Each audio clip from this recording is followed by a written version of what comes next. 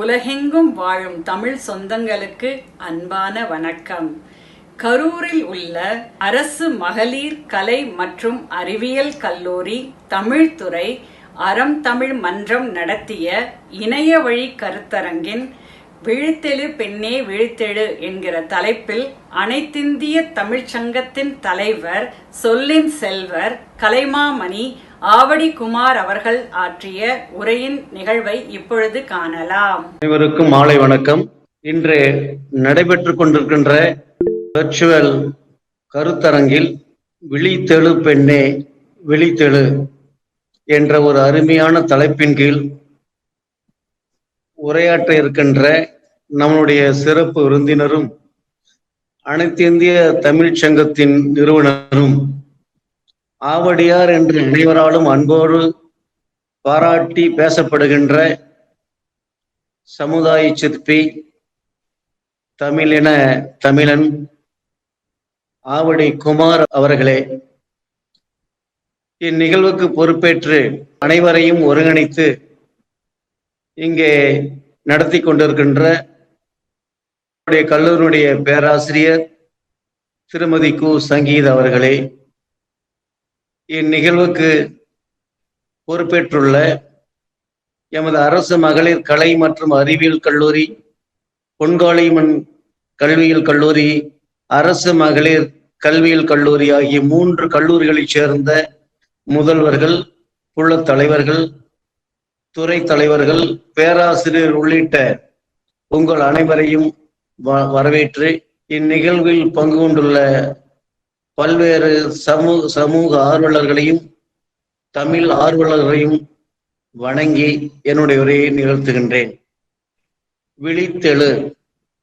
சுவாமி விவேகானந்த அவர்கள் தன்னுடைய கோட்பாடாக தனித்திரு, பசித்திரு, விழித்திரு என்ற 3 முத்தான கருத்துக்களை நம் மனதிலே பதிய வைத்து ஒரு சமுதாயம் எப்படி இருக்க வேண்டும், சமுதாயம் நல்லா இருக்க வேண்டும் என்று சொன்னால் சமுதாயத்தில் அடங்கியுள்ள மனிதர்கள் மாமனிதர்கள் மனிதநேய மிக்கவர்களாகவும் தான் எடுக்கின்ற காரியங்களை செம்மையாக செய்ய வேண்டும் என்ற நோக்கமுடையவர்களாகவும் எப்பொழுதுமே தான் ஏற்றுக்கொண்ட பணியினை இடைவிடாது முயற்சியோடு செய்ய வேண்டும் என்ற ஆவலையும் நமக்கு உருவாக்கி காட்டியவர் திரு சுவாமி விவேகானந்தர் அவர்கள். விவேகானந்தர் ஒரு முறை கூறும் பொழுது, எனக்கு 100 இளைஞர்களை கொடுங்கள், நான் இந்த இந்தியாவை மாற்றி காட்டுகிறேன் என்று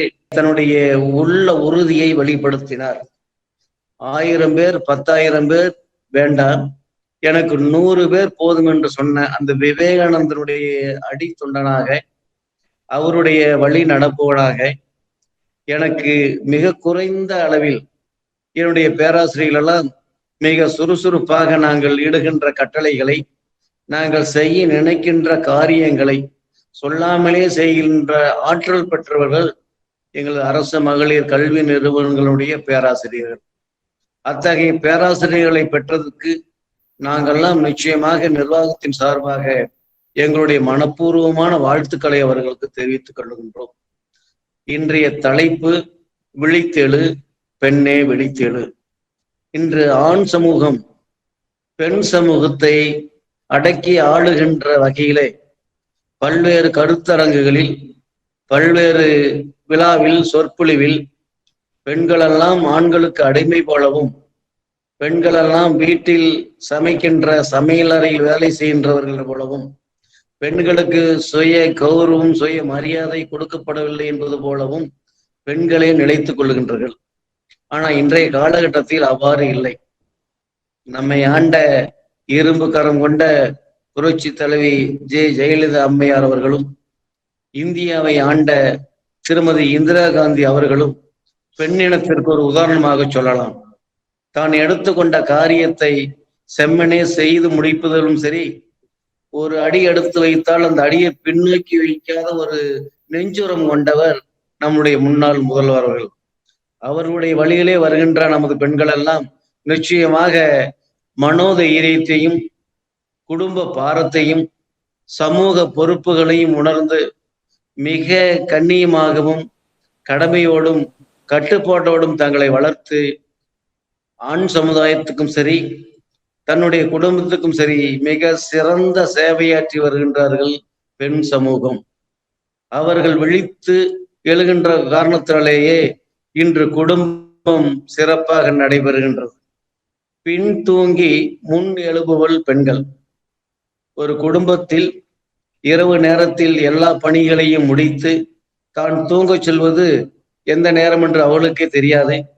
அதே போன்று மற்ற குடும்ப உறுப்பினர்களெல்லாம் தூங்கி கொண்டிருக்கின்ற பொழுது குடும்ப தலைவியாகிய பெண் விழித்தெழுந்து தன்னுடைய கடமைகளை, குழந்தைகளை, கணவரை, மாமியார் மாமனாரை போற்ற வேண்டிய ஆற்ற வேண்டிய கடமைகளை பின் தூங்கி முன்னெழுகின்ற அந்த விழிப்புணர்வு பெண்களுக்கு மட்டுமே உண்டு என்பதை நான் ஆணித்தரமாக சொல்லுவேன்.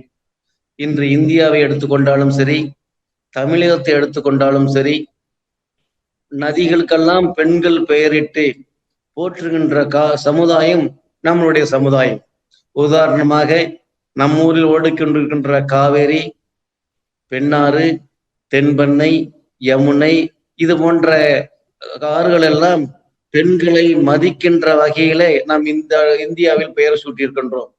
ஆகவே பெண்களை பொறுத்தவரை எங்களுக்கு சம உரிமை இல்லை, எங்களை ஆண் சமுதாயம் நசுக்கப்படுகின்றது என்பதெல்லாம் நீங்கள் அந்த அடிமட்ட எண்ணங்களை அடியோடு அறுத்தெறிந்து விட்டு இன்று ஆண்களை மீறி பல்வேறு பொறுப்புகளிலும் பல்வேறு அறிவியல் வளர்ச்சியிலும் சமுதாய தொண்டாற்றுவதிலும் மிக உயர்ந்த உள்ளம் கொண்டவர்களாக தாயன்போடு இந்தியாவை வழிநடத்துகின்றவர்கள் பெண்கள் என்பது மிகையாகாது.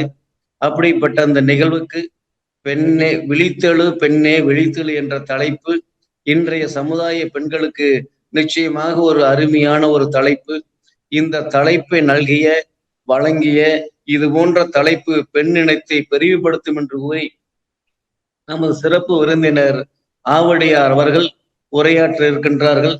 ஆவடியாருடைய அனைத்து இந்திய தமிழ் சங்கத்தை எங்கள் கரூர் மாவட்டத்தில் நாங்கள் நிறுவி உங்களோடு துணை இருப்போம். சமுதாயம் வளர, குறிப்பாக தமிழ் சமுதாயமும் தமிழும் வளர நாங்கள் அரசு மகளிர் கல்வி நிறுவனம் பாடுபடும். சமுதாயத்துக்கு ஆற்றுகின்ற தொண்டு அந்த நிகழ்வில் எங்களை உங்களோடு இணைத்து கொண்டு எங்களோடு நீங்களும் இணைந்து தமிழுக்கும் தமிழ் சார்ந்த தமிழ் மக்களுக்கும் தமிழ் மக்கள் பெற்றெடுத்த பிள்ளைகளுக்கும் அவருடைய வளர்ச்சியில் நாமல் என்றென்றும் தோயாமல் இடைவிடாமல் பணியாற்றி தமிழ் மக்களை மேம்படுத்த நம்மளை எல்லாம் இந்த நல்ல நேரத்தில் அர்ப்பணித்துக் கொள்ள வேண்டும் என்று கூறி எனக்கு இந்த வாய்ப்பு நல்கிய அத்துணை நல்ல உள்ளங்களுக்கும் குறிப்பாக சிறப்பு விருந்தினர் ஆவடியார் அவர்களோடு பல முறை தொடர்பு கொண்டு ஐயா நீங்கள் எங்கள் கல்லூரி சார்பாக ஒரு கருத்தரங்கில் பேச வேண்டும், அந்த கருத்தரங்கு சிறப்பாக நடைபெற வேண்டும், உங்களுடைய பேச்சை கேட்க நாங்கள்லாம் ஆவலாக இருக்கின்றோம், எங்களோடு இணைந்திருங்கள், எங்களோடு வாருங்கள், எங்கள் கல்லூரிக்கு வாருங்கள், ஒரு முறை விஜயம் செய்யுங்கள் என்று எங்களுடைய ஒருங்கிணைப்பாளர் இன்றைய நிகழ்வுடைய நாயகி திருமதி சங்கீதா அவருடைய அழைப்பை ஏற்று இதில் கலந்து கொண்டுள்ள ஆவடி குமார் ஐயா அவர்களை மீண்டும் ஒரு முறை கல்வி நிறுவனத்தின் சார்பாக வாழ்த்தி வணங்கி விடைபெறுகிறேன். நன்றி, வணக்கம். தலைமையுரை ஆற்றிய எமது கல்லூரியின் அரசன் அவர்களுக்கு நன்றி.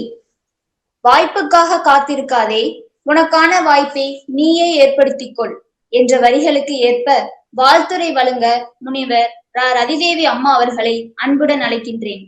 அனைவருக்கும் மதிய வணக்கம். முதலாவதாக எனக்கு இந்த வாய்ப்பை நல்கிய நம் கல்லூரியின் தாளாளர், தலைவர் மற்றும் முதல்வர், இருப்புல தலைவர்கள் மற்றும் அனைத்து துறை தலைவர்கள் மற்றும் பேராசிரியர்கள், தமிழ்துறை உள்ளங்களுக்கும் மற்றும் மாணவிகளுக்கு அனைவருக்கும் எனது மதிய வணக்கத்தை தெரிவித்துக் கொள்கிறேன்.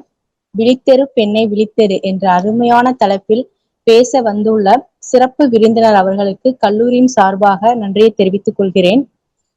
அருமையான தலைப்பு. இக்கால சமுதாயத்தில் பெண்களை விழித்தெரு பெண்ணை விழித்தெரு என்று சொல்வதற்கு ஏதுவான தருணம். அதுலயும் பாத்தீங்க அப்படின்னா எங்கள் கல்லூரி மாணவிகள் அனைவரும் எப்பயுமே விழித்திரு அப்படிங்கிற ஒரு நோக்கத்தோடு தான் இருப்பாங்க. சோ அதுல நம்மளுடைய தலைவர் மற்றும் முதல்வர் அவர்கள் ரொம்ப அருமையான கருத்து, ரொம்ப இன்ஸ்பிரேஷனா இருந்துச்சு சாருடைய டாக்கு. எல்லா விஷயங்களும் சார் வாய்மொழியில நாங்க கேட்டிருக்கோம். இன்னைக்கு ரொம்ப அருமையா நல்ல உதாரணத்தோடு சொல்லியிருக்காங்க. அதை எங்க மாணவிகளும் கடைபிடிப்பார்கள். வாய்ப்பளித்த அனைவருக்கும் என்னுடைய நன்றியை கலந்த வணக்கத்தை தெரிவித்துக் கொள்கிறேன். நன்றி, வணக்கம். வாழ்த்துரை வழங்கிய அம்மா அவர்களுக்கு நன்றி. ஒரு செயலை செய்வது வெற்றி அல்ல, அதை மகிழ்ச்சியாக செய்வதே வெற்றி. எதையுமே சிறு புன்னகையுடன் எதிர்த்து கொள்ளுங்கள் என்றவாறு புன்னகைக்கு சொந்தக்காரி முனைவர் ஜே திலகவதி அம்மா அவர்களை வாழ்த்துரை வழங்க அன்புடன் அழைக்கின்றேன். நன்றிம்மா.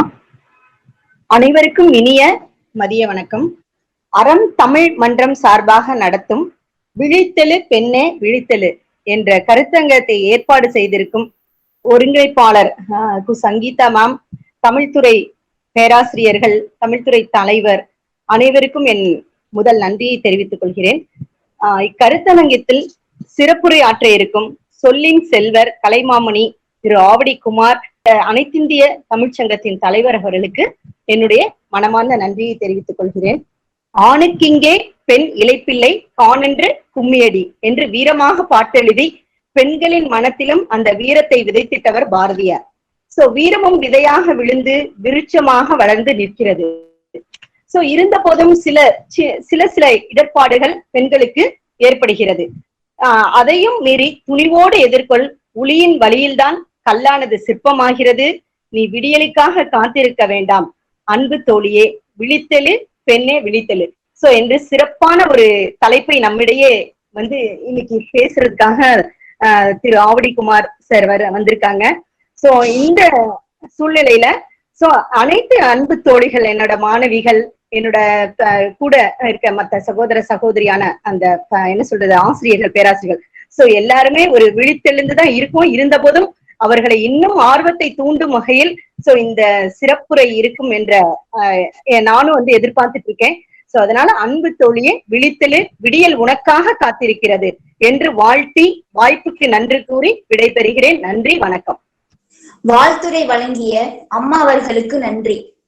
எதிர்காலத்தை பற்றி பயம் கொள்ள வேண்டாம், அதை உருவாக்கத்தான் இப்போது வாழ்ந்து கொண்டிருக்கிறோம் என்ற வரிகளுக்கு ஏற்ப தமிழ்துறையின் உதவி பேராசிரியர் சி யோகப்பிரியா அம்மா அவர்களை நோக்குவரை வழங்க அன்புடன் அழைக்கின்றேன்.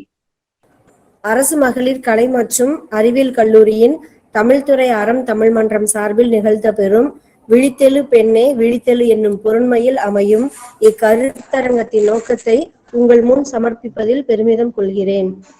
உறங்கி கிடக்கும் பெண் சமூகத்தை தட்டி எழுப்பும் விதமாக அருமையான தலைப்பு விழித்தெழு பெண்ணே விழித்தெழு.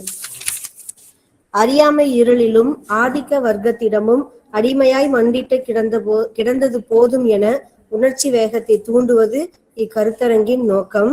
நம்மால் முடியுமா என்று ஐயம் கொள்ளும் பெண்களுக்கு உன்னால் முடியாமல் வேறு யாரால் முடியும் என்று தன்னம்பிக்கை விதையை தூவுவது இக்கருத்தரங்கின் நோக்கம். ஏட்டையும் பெண்கள் தொடுவது தீமை என்று எண்ணியிருந்தவர் மாய்ந்து விட்டார். வீட்டுக்குள்ளே பெண்ணை பூட்டி வைப்போம் என்ற விந்தை மனிதர் தலைகவிழ்ந்தார். பட்டங்கள் ஆள்வதும் சட்டங்கள் செய்வதும் பாரினில் பெண்கள் நடத்த வந்தோம். எட்டும் அறிவினில் ஆணுக்கு இங்கே பெண் இளைப்பில்லை என்று அன்றே பாடிய பாரதியின் வைர வரிகளை மெய்யாக்குவதும் இக்கருத்தரங்கின் நோக்கம். சாதிப்பதற்கு இனமோ மொழியோ நாடோ பணமோ தடையில்லை, தடையை உடைத்தால்தான் தங்கமென ஜொலிப்போம் என்ற உண்மையை உரைப்பதுதான் இக்கருத்தரங்கின் நோக்கமாகும். நோக்க உரை வழங்க வாய்ப்பளித்த அத்துணை நல்லுள்ளங்களுக்கும் நன்றி கூறி விடைபெறுகிறேன். நன்றி, வணக்கம். நோக்க உரை வழங்கிய அம்மா அவர்களுக்கு நன்றி. வெற்றி என்பது உன் நிழல் போல, நீ அதை தேடி போக வேண்டியதில்லை, நீ வெளிச்சத்தை நோக்கி நடக்கும்போது உன்னுடன் வரும் என்ற வரிகளுக்கு ஏற்ப தமிழ்துறையின் உதவி பேராசிரியர் கு சங்கீதா அம்மா அவர்களை அறிமுக உரை வழங்க அன்புடன் அழைக்கின்றேன். அரசு மகளிர் கலை மற்றும் அறிவியல் கல்லூரியின் தாளாளர், அரசு மகளிர் கல்வியியல் கல்லூரி மற்றும் பொன்காளியம்மன் கல்வியியல் கல்லூரி முதல்வர், செயலாளர், பிற கல்லூரி முதல்வர்கள், துணை முதல்வர்கள், இருகுல தலைவர்கள், துறை தலைவர்கள், அனைத்து துறை பேராசிரியர்கள், பிற கல்லூரியின் பேராசிரியர்கள், மாணவிகள், பிற கல்லூரியின் மாணவர்கள், தமிழ் ஆர்வலர்கள், அலுவலக பணியாளர்கள் அனைவருக்கும் மதிய வணக்கத்தை தெரிவித்துக் கொண்டு ஐயா அவர்களின் அறிமுகத்தை தொடங்க உள்ளேன். அனைத்திந்திய தமிழ்ச்சங்க நிறுவனர் தலைவர் சொல்லின் செல்வர் கலைமாமணி தமிழ் திரு ஆவடி குமார் அவர்கள் 4/12/1954 திருவள்ளுவர் மாவட்டம் ஆவடியில் பிறந்தவர். தந்தை திரு நா. முனிசாமி, தாயார் திருமதி மு. பங்கஜம்மாள். முதுகலையில் பொது நிர்வாக கல்வி பெற்றவர். நெஞ்ச கதிர்கள், கவிதை அல்ல காலமொழி, விழியில் விளைத்த விதைகள் ஆகிய கவிதை நூல்களையும், நன்றி நமது எம்ஜிஆர், நன்றி நமது எம்ஜிஆர், அம்மாவின் அடிச்சுவட்டி, முகவரி தந்த அகவுரைகள் ஆகிய கட்டுரை நூல்களையும் படைத்துள்ளார். நற்றமிழில் நயம்பட நவிலும் திறம்படைத்த இவர் கட்சி ஊடகங்களில், விவாத மேடைகளிலும், ஆற்றல் ஒழுக்கான நடையில், ஆணித்தரமான பேச்சில் வல்லமை பெற்றவர். செய்தி தொலைக்காட்சியில் 4000த்திற்கும் மேற்பட்ட நேரலை விவாதங்களில் கலந்து கொண்டவர் என்று சிறப்புக்குரியவர். அரசியல் களத்தில் சிறந்த மேடை பேச்சாளராக விளங்கும் இவரது உரைவீச்சு இலக்கிய தடத்தில் அரசியல் சுவடு பதியாமல் ஆய்வு நோக்கில் தெளிந்த கருத்துக்களை தெளிவுபடுத்துவதாய் அமைந்திருக்கின்றது. ஆவடி தமிழ் இயக்க வட்டம் தொடங்கிய 45 ஆண்டுகளாக இலக்கிய பணியாற்றி வரும் இவர் அம்மா தமிழ் பீடம் என்ற அறக்கட்டளை ஏற்படுத்தி மாநிலம் முழுவதும் தமிழ் பணியை செய்து வருகின்றார். அனைத்திந்திய தமிழ்ச்சங்கம் அமைத்து அதன் தலைவராக இருந்து இந்தியா முழுவதும் சிதறி இருக்கின்ற தமிழ் ஆர்வலர்கள், அறிஞர்கள், பற்றாளர்கள் அனைவரையும் ஒருங்கிணைத்து தமிழ் வளர்ச்சிக்கான பணிகளை முன்னெடுத்து வருகின்றார். இவரது நாவன்மையை சிறப்பிக்கும் வகையில் தமிழ்நாடு அரசின் உயரிய விருதான சொல்லின் செல்வர் விருது 2018 தமிழ்நாடு முதலமைச்சர் அம்மா அவர்கள் தமிழ்நாடு அரசு தமிழ் வளர்ச்சி இயக்ககம் வழங்கிய தமிழறிஞர் விருது, இலங்கை யாழ்ப்பாணம் பல்கலைக்கழகத்தில் வழங்கிய திருக்குறள் செம்மல் விருது மற்றும் பல தமிழ் அமைப்புகள் வழங்கிய தமிழ் சுடர், தமிழ் என தமிழ் மன செம்மல், தமிழ் கிளா, கவி அருவி, சொல்வேந்தர், ஊடக விவாத நாயகர் உள்ளிட்ட 200க்கும் மேற்பட்ட விருதுகளையும் பாராட்டு பட்டயங்களையும் பெற்றவர். விருதுக்கு சொந்தக்காரர் கழக முரசு நாளேடு, அம்மாவின் குரல் அழகிய பத்திரிகைகளின் ஆசிரியராகவும் வெளியீட்டாளராகவும் விளங்கியவர். பல்வேறு பத்திரிகைகளில் கவிதை, கட்டுரை, கதை எழுதுவதும் இவரது எழுத்தாற்றலை பாராட்டி தமிழ்நாடு அரசு கலை பண்பாட்டுத்துறை, தமிழ்நாடு இயல் இசை நாடகம் மன்றம் 2019 ஆண்டுக்கான சிறந்த எழுத்தாளர் என்பதற்கான கலைமாமணி விருது தமிழ்நாடு முதலமைச்சரின் அவர்களால் வழங்கப்பட்டது. இவ்வாறு விருதுகளை வாங்கி சிறந்த உரையை ஆற்ற இருக்கும் ஐயா அவர்களுக்கு நன்றியினை தெரிவித்துக் கொண்டு, இது போன்று எனது கல்லூரி பேராசிரியர்களும், எனது சக தோழியர்களும், எனது மாணவிகளும் ஐயாவை போல் நிறைய விருதுகளை குவிக்க வேண்டும் என்பது என்னுடைய ஆசை. வாய்ப்புக்கு நன்றி, வணக்கம். அறிமுக உரையை வழங்கிய அம்மா அவர்களுக்கு நன்றி. நம்பிக்கையோடு உன் முதலடியை எடுத்து வை. முழு படிக்கட்டியும் நீ பார்க்க வேண்டிய அவசியமில்லை. முதல் படிப்பில் ஏறு என்ற வரிகளுக்கு இணங்க சிறப்பு விருந்தினரை சிறப்புரையாற்ற சொல்லின் செல்வர் கலைமாமணி ஆவடிக்குமார் ஐயா அவர்களை அன்புடன் அழைக்கின்றேன். அரசு மகளிர் மற்றும் அறிவியல் கல்லூரி பண்டுலக்காரன்புதூர் மண்மங்கலம் கரூரிலிருந்து தமிழ்துறை மற்றும் அறம் தமிழ் மன்றம் இணைந்து நடத்துகின்ற விழித்தெடு பெண்ணே விழித்தெடு என்கின்ற இணையவழி கருத்தரங்கின் வழியாக உங்களோடு பேசுகின்ற பிறர் பெரிய பெரும் வாய்ப்பை தந்ததற்காக கல்லூரியின் தலைவர் மற்றும் முதல்வர் பேராசிரியர் முனைவர் பா. நடேசன் அவர்களுக்கு முதலில் நன்றி தெரிவித்துக் கொள்கிறேன். இந்த நிகழ்ச்சியில் வரவேற்புரை நல்கிய இளங்கலை தமிழ் 2ஆம் ஆண்டு மாணவி செல்வி மா. சந்தியா அவர்களே, தலைமை உரை ஆற்றி கல்லூரியின் சிறப்பை மட்டுமல்லாமல் கல்லூரி தான் கற்ற கல்வி தன்னுடைய பணிக்காலத்தில் தான் பெற்ற அறிவு அனுபவம் அது நிலைத்து நீடித்து தொடர்ந்து தொய்வின்றி எல்லோருக்கும் கிடைக்க வேண்டும் என்ற பெருநோக்கோடு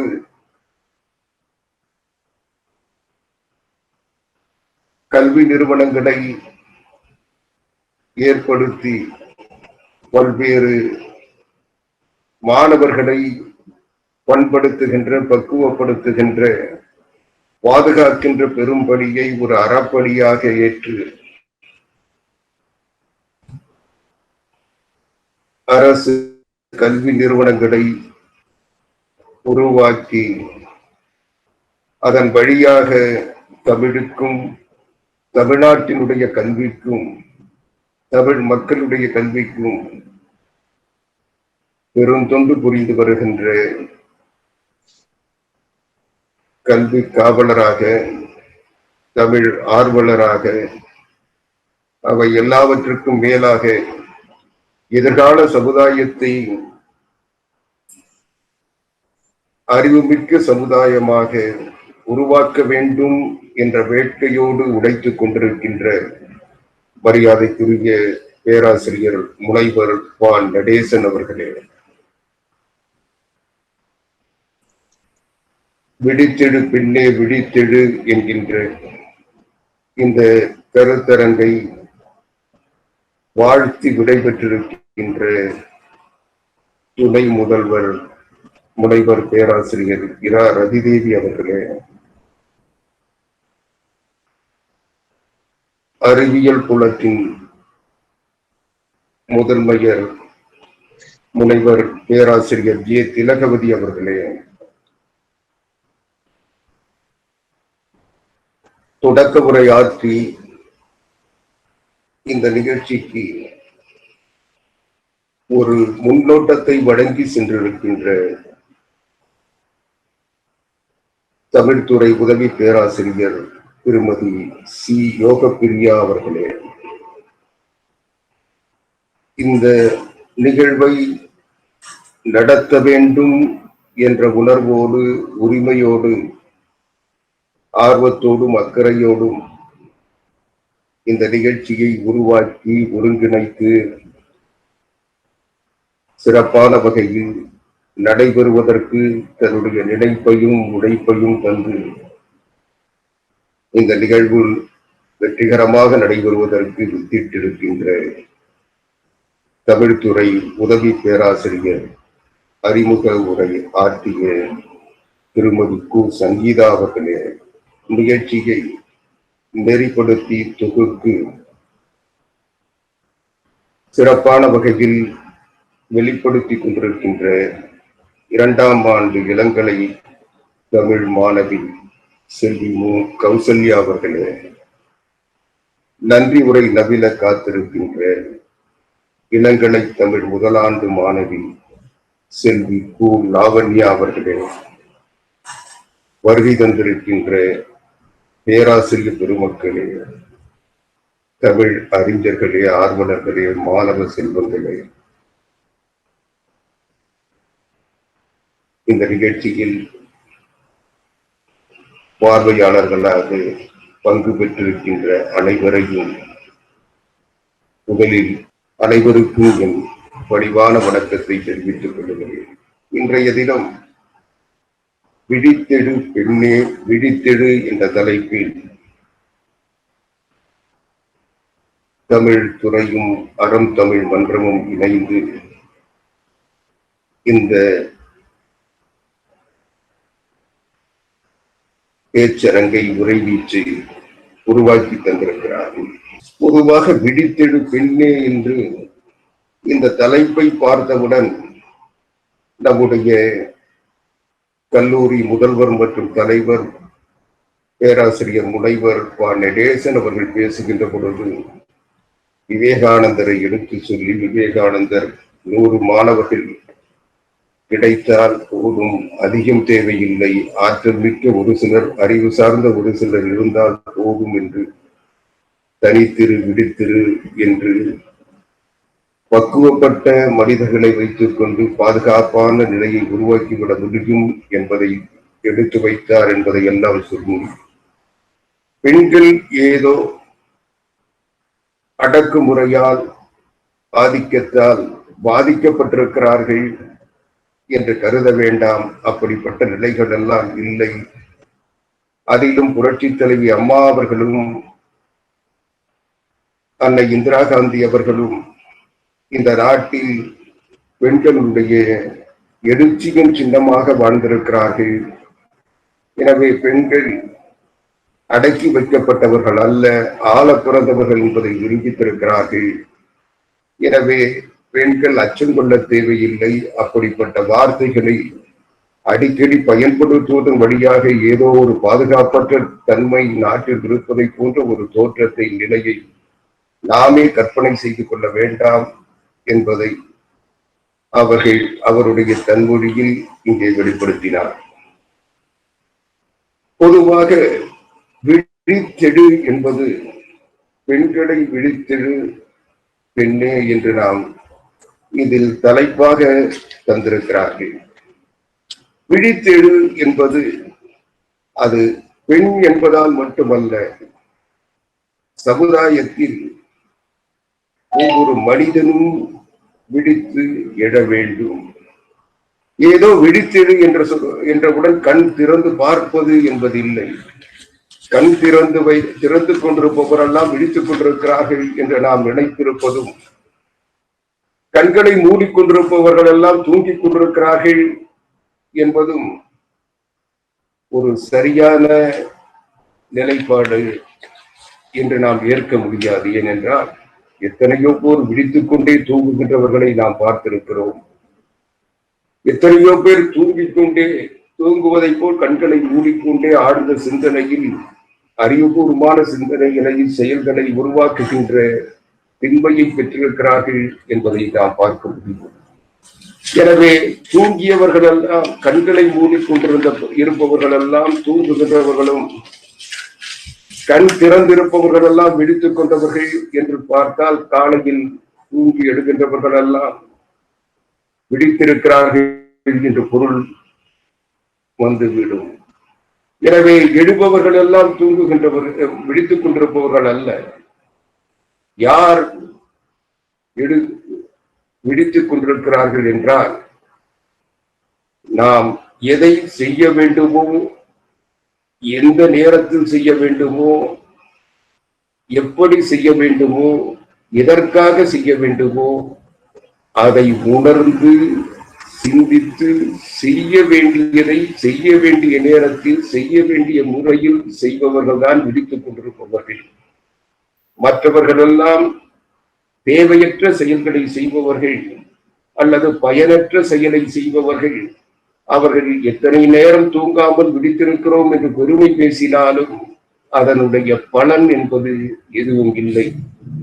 ஏனென்றால் ஒரு மனிதனின் கண்கள் அவன் இதயத்தை படிப்பதற்கு கண்ணாடியாக இன்னொரு மனிதனுக்கு பயன்படுகின்றன என்றார் அறிஞர் சேம்ஸ் ஜான்சன். ஒரு மனிதனுடைய கண் என்பது அடுத்தவர்களுக்கு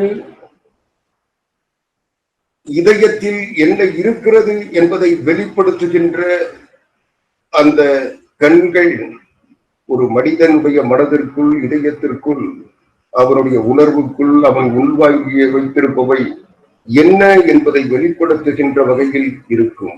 அப்படி இருக்கின்ற பொழுது, அந்த கண் விழிக்கின்ற பொழுது அவனுடைய மனம் திறந்து எதை சொல்ல வருகிறது என்பதை அந்த பார்வையையே நமக்கு புலப்படுத்திவிடும். அதை போல நாம் கண்ணை திறந்து வைத்துக் கொண்டு விழித்து விட்டோம் என்று கருதி கொண்டிருந்தால் கட்டுப்பாடு இல்லாத கண் கற்பில்லாத இதயத்தின் தூதுவன் என்கிறார் புனிதர் அகஸ்டியன். கட்டுப்பாடு இல்லாமல் கண்ணை திறந்து வைத்துக் கொண்டிருந்தால் கற்பில்லாத இதயத்தின் தூதுவன் என்ற நிலைதான் ஏற்படும். எனவே எதை வேண்டுமானால் பார்க்கலாம், எப்படி வேண்டுமானால் பார்க்கலாம் என்று ஒரு கண்ணை திறந்து வைத்துக் கொண்டிருப்பது என்பது ஒரு கட்டுப்பாடற்ற நிலையை உருவாக்கும். அது மட்டுமல்ல, ஒரு வல்லவனின் கை இரண்டு இருப்பதை காட்டிலும் அவன் கண் அதிக வேலையை செய்து முடிக்கும் என்கிறார் எலியஸ் பெஞ்சமின் ஆஸ்டின் பொர்மைன்.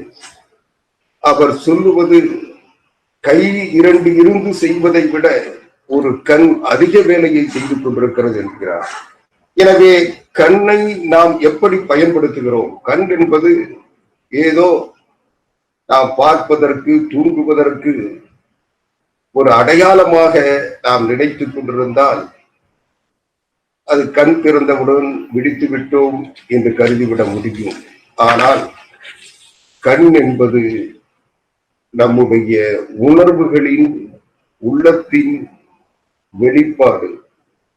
நாம் எவ்வளவுதான் சமுதாயம் முன்னேறி இருந்தாலும், நாடு முன்னேறி இருந்தாலும், மனித நாகரிகம் முன்னேறி இருந்தாலும், நாம் கண்களை மூடிக்கொண்டு விழிக்காமல் இருந்தால், திறந்து பார்க்காமல் இருந்தால் நமக்கு அதனுடைய நிலை தெரியாது. பூனை கண்ணை மூடிக்கொண்டு பூலோகம் இருண்டது என்ற கிராமத்து மொழியை போல நாம் நம்மை உணராமல், நம்மை சூழ்ந்திருக்கின்ற சமுதாயத்தை உணராமல், நமக்கு நாமே ஒரு கற்பனையான கனவுகளை திணித்துக் கொண்டு அதன் வழியாக இப்படித்தான் இருக்கும் என்ற ஒரு கற்பிதத்தை உருவாக்கி கொண்டு அது பாதிப்பை தரும் என்ற மனநிலையில் வாழ்ந்தால் சமுதாயத்தினுடைய குறையாக நான் பார்க்கவில்லை, அந்த தனி மனித குறையாகத்தான் நாம் ஏற்க வேண்டும். ஏனென்றால் இங்கே இன்றைக்கு பெண்ணே விழித்திரு என்று நாம் சொல்லுகின்ற பொழுது மரியாதைக்குரிய நம்முடைய முதல்வர், கல்லூரி தலைவர் நடேசன் அவர்கள் சொல்லுகின்ற பொழுது சொன்னதை போல இன்றைக்கு என்று இல்லை, இன்றைக்கு ஏதோ அன்னை இந்திரா காந்தி அவர்களும் தமிழ்நாட்டில் புரட்சி தலைவி அம்மா அவர்களும் பெண்களுடைய முன்னேற்றத்திற்கு அடையாளமாக, பெண்களுடைய ஆளுமை பண்பிற்கு அடையாளமாக, பெண்களுடைய அறிவு திறனுக்கு, ஆற்றலுக்கு முன்னோடியாக நாம் பார்க்கிறோம் என்பது இல்லை. தமிழ் சமுதாயத்தில் காலங்காலமாக பெண்கள் உரிய வாய்ப்புகளை பெற்று வந்திருக்கிறார்கள் என்பதுதான் உண்மையான செய்தியாகும். ஏனென்றால் சங்க இலக்கியத்தை இங்கே தமிழருடைய தொன்மையை, தமிழ் இலக்கியங்கள், தமிழருடைய பாரம்பரியத்தை, பண்பாட்டை, தமிழருடைய வாழ்க்கை முறையை, தமிழருடைய சிறப்பை சொல்லுவது நம்முடைய சங்க இலக்கியங்கள். அப்படிப்பட்ட சங்க இலக்கிய காலத்திலே கூட பெண்பாற்புலவர்கள் வாழ்ந்திருக்கிறார்கள். ஏறத்தாழ இன்றைக்கு கூட 40-45 என்று அதிலே ஆய்வுகள் சொல்லி ஒரு 45 பெண்பாற்புலவர்கள் வாழ்ந்திருக்கிறார்கள் என்பதற்கு நாம் ஏற்றுக்கொண்டிருக்கிறோம்.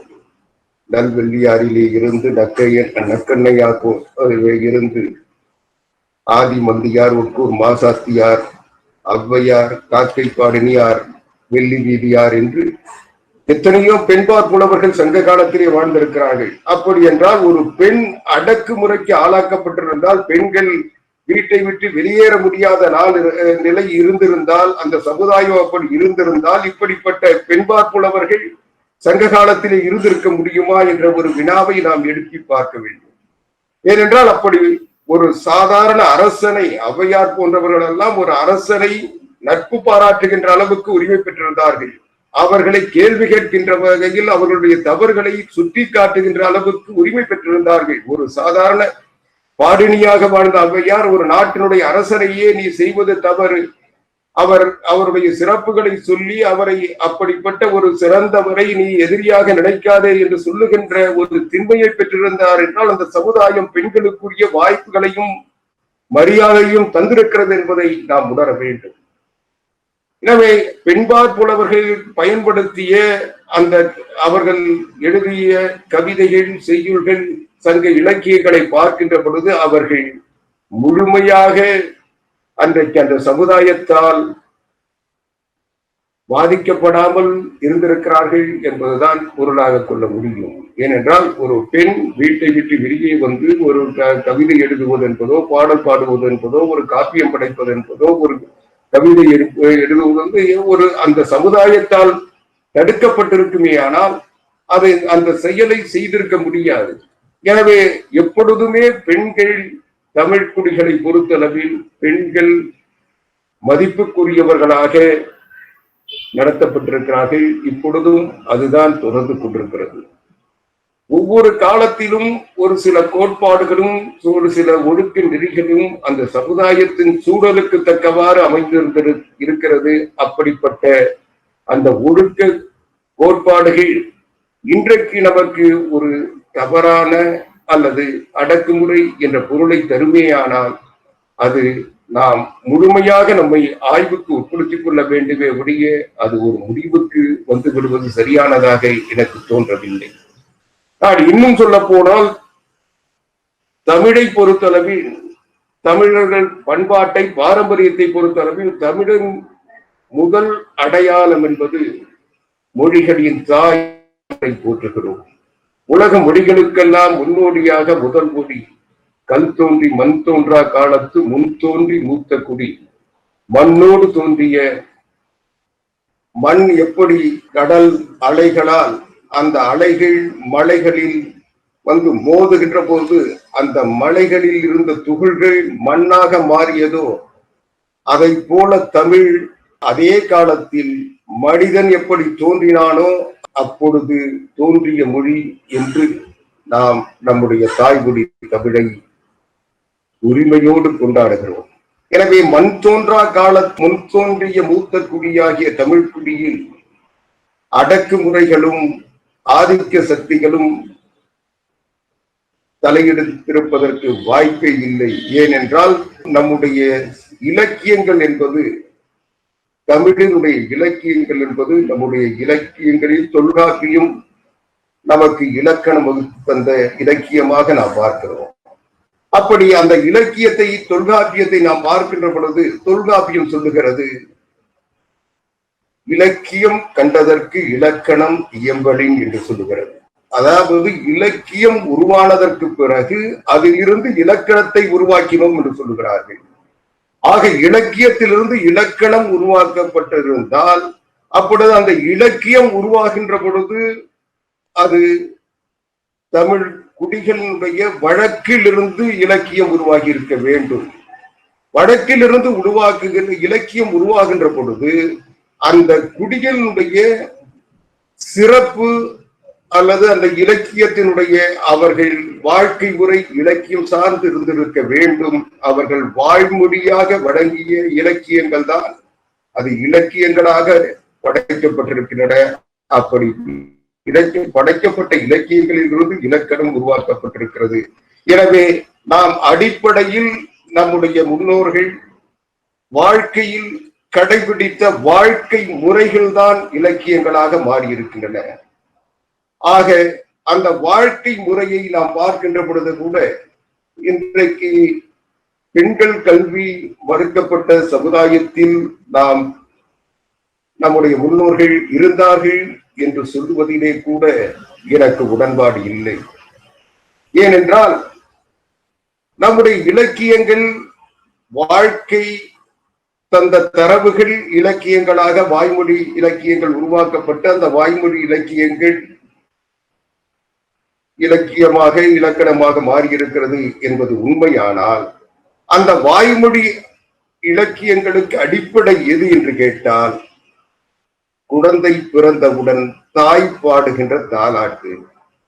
ஆக தாய் பாடுகின்ற தாலாட்டு என்பது அது பெண்களுடைய வாயிலிருந்து பிறந்த இலக்கியமாக நான் பார்க்கிறேன். எனவே அந்த தாலாட்டு பாடலில் தாய் அந்த குழந்தையை தூங்க வைப்பதற்காக, அந்த குழந்தையை ஆற்றுப்படுத்துவதற்காக அவர்கள் கையாண்ட அந்த தமிழ்தான் நம்முடைய இலக்கியம் என்பதை நாம் உணர வேண்டும். ஆக பெண்கள் தான் இலக்கியத்தை உருவாக்கி இருக்கிறார்கள் என்பதை நான் இந்த நேரத்தில் தெளிவுபடுத்த விரும்புகிறேன். ஆக இன்றைக்கு கூட நம்முடைய கிராம பகுதிகளில் இன்றைக்கு வளர்ச்சி அடைந்து விட்டது. கல்வி உலக அளவில் விரிவடைந்து உலக பார்வை நமக்கு கிடைத்து விட்டது. ஆனால் இன்றைக்கும் நம்முடைய தாய்மார்கள் பாடுகின்ற குழந்தை தாலாட்டு என்பது, அந்த குழந்தைகளை தூங்க வைக்க அந்த தாய்மார்கள் பாடுகின்ற அந்த தாலாட்டுக்கு இணையான இலக்கியங்கள் இதுவரை இல்லை. அதை போலவே அவர்களுக்கு துன்ப நேரம் வருகின்ற பொழுது கூட துக்க வீடுகளில் தாய்மார்கள் பாடுகின்ற ஒப்பாரி பாடலுக்கு இணையான பாடல்கள் எந்த மொழியிலும் நாம் பார்க்க முடியாது. எனவே தாய்மார்கள் தான் இந்த இலக்கியங்களுக்கு அடித்தளம் அமைத்து தந்திருக்கிறார்கள். பெண்கள் தான் தமிழ் இலக்கியத்தை உருவாக்கி இருக்கிறார்கள் என்பதை நாம் உணர வேண்டும். இன்றைக்கு தாய்மார்கள் பாடிய தாலாட்டிலிருந்து, வீட்டில் பாடுகின்ற ஒப்பாரியில் இருந்து, ஏற்றப்பாட்டு என்று ஒவ்வொரு நிலையிலும் அவர்கள் அறுவடை காலங்களில் பாடுகின்ற பாடல்கள் போல் ஒவ்வொன்றும் இன்றைக்கு இலக்கியமாக வளர்ந்து அது காலத்துக்கு தக்கவாறு கனிந்து இன்றைக்கு நம்மிடையே வந்திருக்கிறது.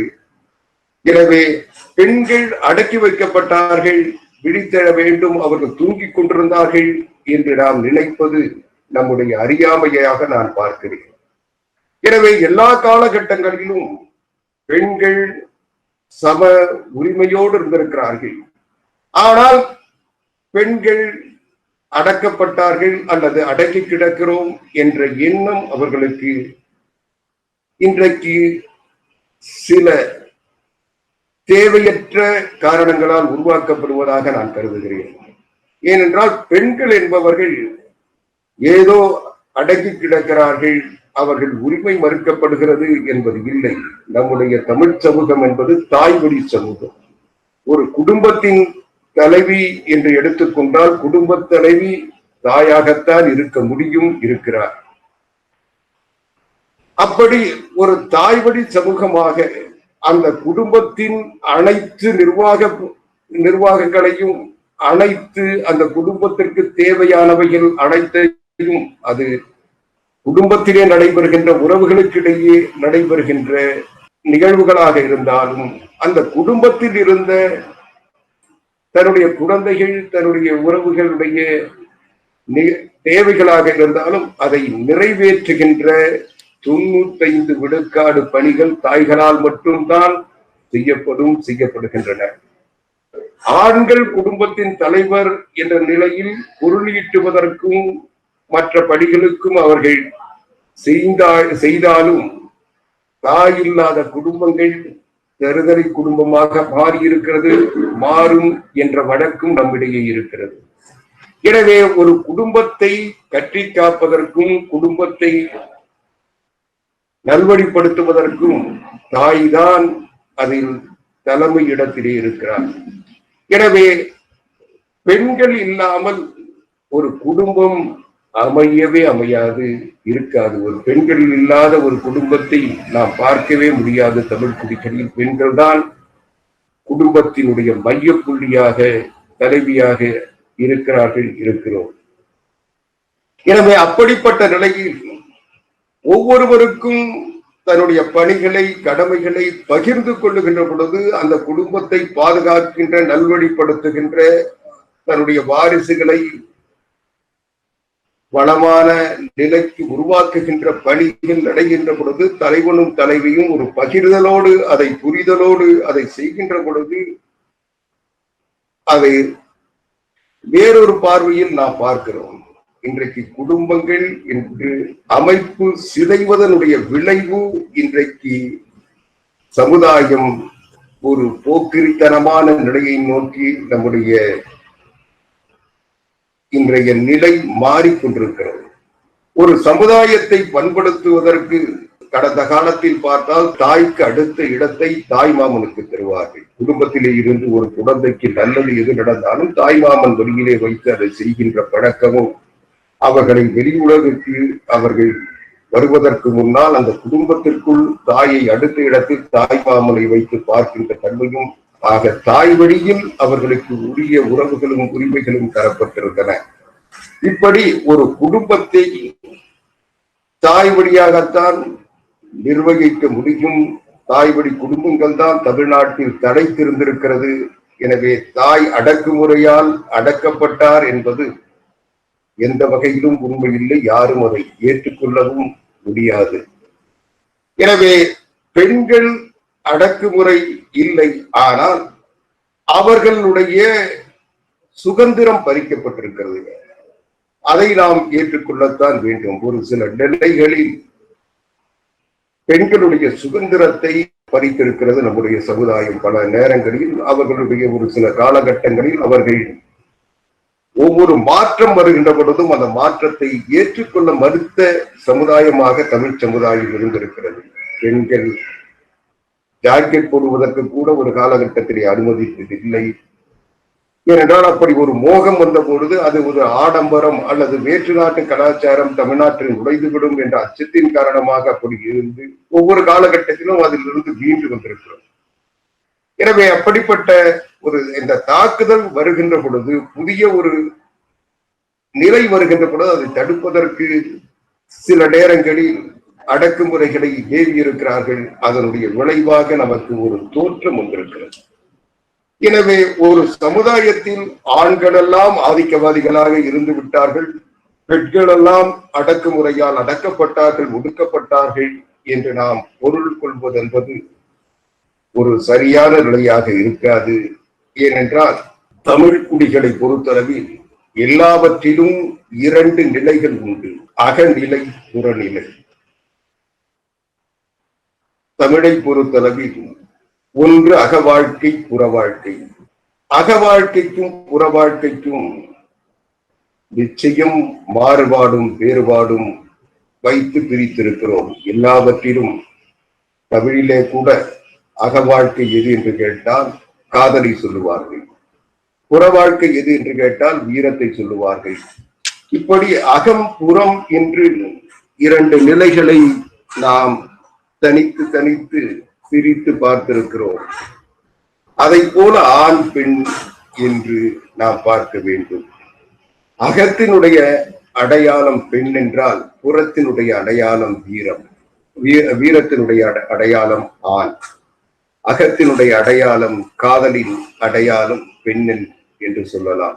இப்படி ஒரு அகம் சார்ந்து பெண்கள் அவர்களுடைய அன்பான மென்மையான வழியில் குடும்பத்தை பாதுகாத்தார்கள், வழி நடத்தினார்கள். வீரம் என்ற புறம் சார்ந்த நிலையில் நின்று ஆண்கள் தமிழ் குடி சமுதாயத்தில் வாழ்ந்தார்கள் என்பதுதான் நான் அறிந்தவரை எனக்கு தெரிந்த செய்தியாக நான் பார்க்கிறேன். எனவே எதையுமே ஒரு உள்ளத்தில் தூய்மையாக இருந்தால் அந்த தூய்மையினுடைய உணர்வு நமக்கு சரியாக இருந்தால் நாம் எதையும் எதிர்கொள்ள முடியும். இன்றைக்கு பெண்களில் முன்னேற்றம் என்பது அல்லது விழித்தெழு பெண்ணே என்று நாம் கேட்பது, அவர்கள் அகத்தில் விழிக்க வேண்டும், அகத்தில் தெளிவு உண்டாக வேண்டும், அகத்தின் பார்வை சரியாக இருக்க வேண்டும். சரியான கோணத்தில் விழித்தெழு என்றால் வேகமாக எதையோ செய்ய வேண்டும் என்பது இல்லை. அவர்கள் தாம் செய்கின்ற பணிகள், தாம் செய்கின்ற முயற்சிகள் ஒரு சரியான திசையில் ஒரு நல்ல நோக்கத்தோடு செய்ய வேண்டும்.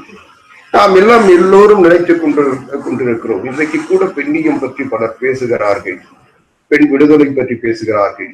இன்றைக்கும் இந்த சமுதாயம் பெண்களை அடக்கி வைத்திருக்கிறது என்று அரிதிலும் அரிதான ஏதாவது ஒரு நிகழ்வுகளை வைத்துக் கொண்டு அதை சொல்லி ஒரு பெரிய பெண்களுக்கு எதிரான ஒரு சமுதாயம் இன்றைக்கு உருவாக்கி இருக்கிறது என்ற ஒரு ரீதியை உருவாக்குகிறார்கள்.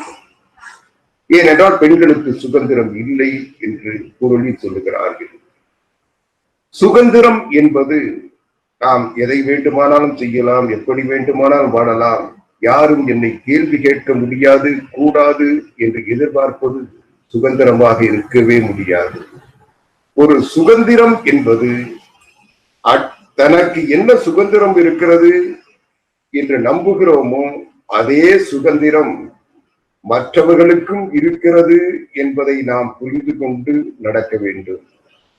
என்னுடைய சுதந்திரம் அடுத்தவருக்கு ஒரு ஆபத்தை, பாதிப்பை உருவாக்கும் என்றால் அது நான் சுதந்திரமாக எப்படி நினைக்க முடியும்? என்னுடைய சுதந்திரம் எனக்கு அது தேவையாக இருந்தாலும் அந்த தேவையின் விளைவாக அடுத்தவர் பாதிக்காத, அவருடைய சுதந்திரத்தில் குறுக்கிடாத வகையில் இருந்தால்தான் அதை சுதந்திரமாக நாம் ஏற்றுக்கொள்ள முடியும். எனவே சுதந்திரம் என்ற பெயரால் சமுதாயத்தை பாதிக்கின்ற செயல்களையோ அல்லது மற்றவர்களை பாதிக்கின்ற செயல்களையோ ஒருவர் செய்கின்ற பொழுது அதற்கு அனுமதிக்க ஒடுக்கம் என்ற பெயரால் அல்லது கட்டுப்பாடு என்ற பெயரால் சமுதாயம் நினைக்கின்ற பொழுது அது பெண்களுக்கு எதிரான அடக்குமுறை என்று கொள்ளுவது என்பது ஒரு சரியான நிலையாக நாம் நினைக்க முடியாது. ஒரு சமுதாயத்தில் நாம் மட்டுமே வாழ முடியும், நாம் மட்டுமே வாழ வேண்டும் என்று நினைப்பது என்பது முடியவே முடியாத காரியம். மனிதன் என்பவன் ஒரு சமூக விலங்கு. மனிதன் என்பவன் மற்றவர்களை சார்ந்தே வாழ வேண்டும், வாழ முடியும். எந்த ஒரு தனி மனிதனும் யாருடைய துணையும் இல்லாமல், அது ஆண்களாக இருந்தாலும் பெண்களாக இருந்தாலும், நான் ஆண்கள் இல்லாமல் வாழ்ந்து விடுவேன் என்று சொல்லவே முடியாது. சொன்னாலும் அது பொருள் தராது. எனவே ஆண்கள் இல்லாமல் பெண்கள் வாழ முடியாது, பெண்கள் இல்லாமல் ஆண்கள் வாழ முடியாது. இருவரும் இணைந்தால்தான் மனிதம் தடைக்க முடியும், மனிதம் வாழ முடியும். எனவே இது இயற்கையாக நாம் நம்முடைய மனிதனுடைய வாழ்க்கை முறை மட்டுமல்ல, மனிதனுடைய இயல்பு. ஆணும் பெண்ணும் இணைந்து ஒன்றுபட்டால்தான், ஒற்றுமையாக இருந்தால்தான் மனிதன் தழைக்க முடியும், மனிதன் உருவாகும். எனவே இதை உணராமல் ஏதோ ஆண்கள் பெண்களை அடக்குகிறார்கள், பெண்கள் ஆண்களை துன்புறுத்துகிறார்கள் என்று நாம் ஒரு குடும்பத்திலே ஒருவர் நினைத்தால் அந்த குடும்பம் எந்தவித தயக்கமும் இல்லாமல் பாதிப்பை சந்திக்கும். ஏனென்றால் பெண்கள் இந்த சமுதாயத்தில் எப்படி மதிக்கப்பட வேண்டியவர்கள், போற்றப்பட வேண்டியவர்கள், காக்கப்பட வேண்டியவர்கள் என்பது உண்மையோ அதற்கு இணையான உண்மை ஆண்களும் அப்படியே நடத்தப்பட வேண்டியவர்கள். ஆண்கள் தங்களுடைய கடமைகளை உணர மறுக்கின்ற ஆண்கள் இருக்கிறார்கள். நான் அது இல்லை என்று மறுக்கவில்லை, அது அரிதினும் அரிதான ஒரு சிலர் இருப்பார்கள். ஆனால் இந்த மனித சமுதாயத்தில் ஒவ்வொருவரும் நாம் வாழ வேண்டும் என்று மட்டும் நினைக்காமல் நாம் எல்லோரும் வாழ வேண்டும் என்று நினைத்தால்தான் சமூகம் நல்லிணக்கத்தோடு, சமூகம் ஒரு நல்ல வாழ்க்கையை நோக்கி பயணிக்க முடியும். அப்படிப்பட்ட நிலையில் இன்றைக்கு பெண்கள் விழித்து எழ வேண்டும். விழிப்பு என்பது தன்னுடைய கடமைகளை நிறைவேற்றுவதில் அந்த விழிப்பை நாம் செலுத்த வேண்டும். நாம் உரிமைகளை பெறுவதற்கு விழித்திட வேண்டும் என்று நினைப்பதை விட நம்முடைய கடமையை செய்து அதன் வழியாக உரிமையை பெற முடியும் என்ற நம்பிக்கையை பெற வேண்டும். ஒரு நாணயம் என்பது இரண்டு பக்கங்கள் இருக்கும். எந்த நாணயமாக இருந்தாலும் இரண்டு பக்கங்கள் இருந்தால்தான் அது நாணயம். ஒரு பக்கத்தில் அச்சிடப்பட்ட நாணயம் உலகில் எந்த நாட்டிலும் இல்லை. அதை யாரும் நாணயமாக நம்ப முடியாது, ஏற்றுக்கொள்ள மாட்டார்கள். இரண்டு பக்கமும் அச்சிடப்பட்டிருந்தால்தான் அது நாணயம்.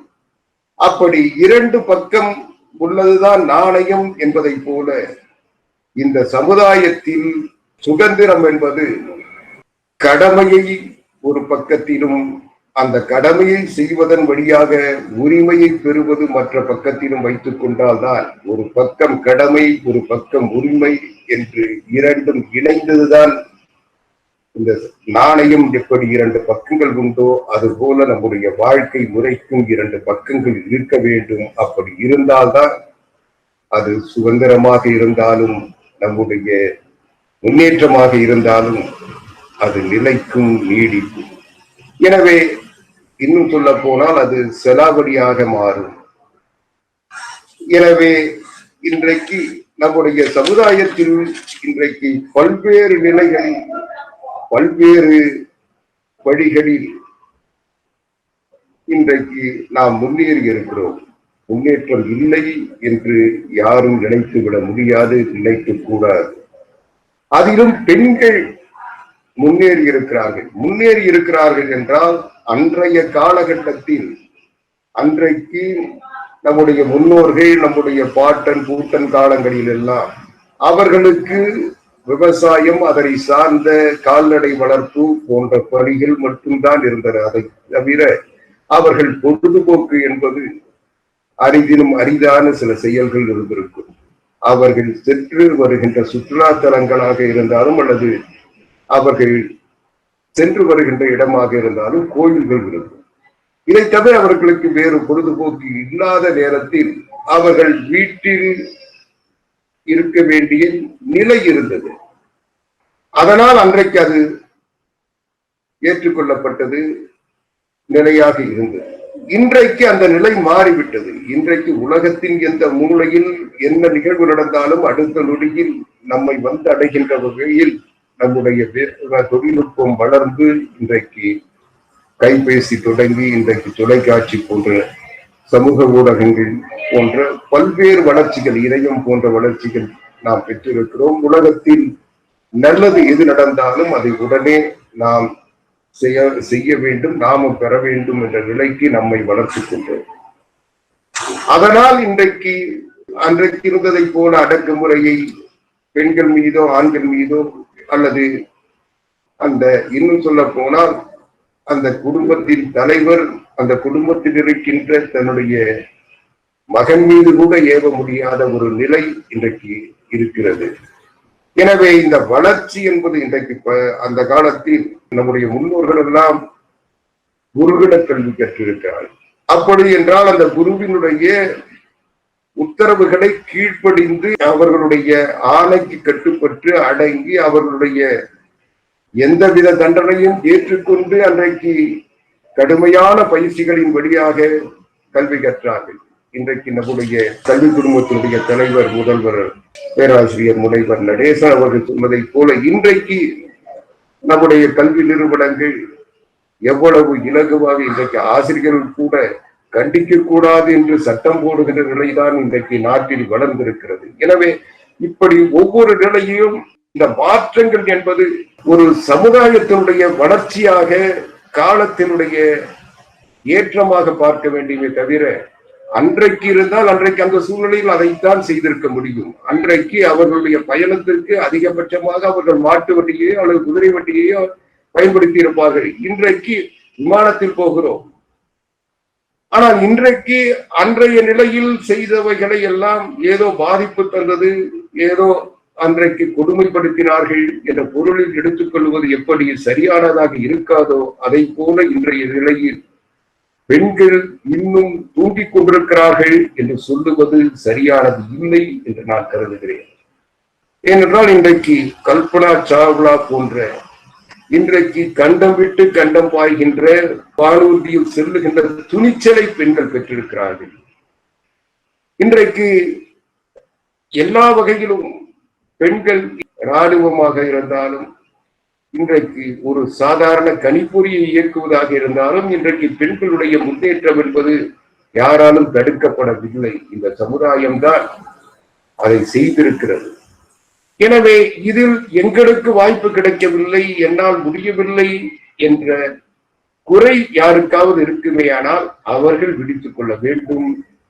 அவர்கள் விடுத்தால் அவர்களும் அந்த வாய்ப்பை பெற்றிருக்க முடியும். இன்னும் முயற்சி செய்தால் பெற முடியும். அவர்கள் முயற்சியிலே ஏதோ தடை இருக்கிறது அல்லது கோளாறு இருக்கிறது என்று பார்க்க வேண்டுமே தவிர ஒட்டுமொத்தமாக பெண்கள் முன்னேற்றம் தடைபெற்றிருக்கிறது அல்லது அவர்களுக்கு பாதிப்பு தந்திருக்கிறது என்று நினைப்பது இன்றைய நிலையில் அதுவும் தமிழ்நாட்டில் எல்லளவும் பொருந்தாது என்பதை நான் இந்த நேரத்தில் அழுத்தமாக சொல்ல விரும்புகிறேன். ஏனென்றால் இந்தியாவிலேயே தமிழ்நாட்டில்தான் பெண்கள் உயர்கல்வியில் படிக்கின்ற நம்முடைய முதல்வர் பேராசிரியர் நடேசா அவர்கள் சொன்னதை போல இன்றைக்கு தமிழ்நாட்டில் கல்வி கற்கின்ற பெண்களுடைய விழுக்காடு என்பது 49.6 விழுக்காடு. இந்தியாவினுடைய சராசரி என்பது 24.3%.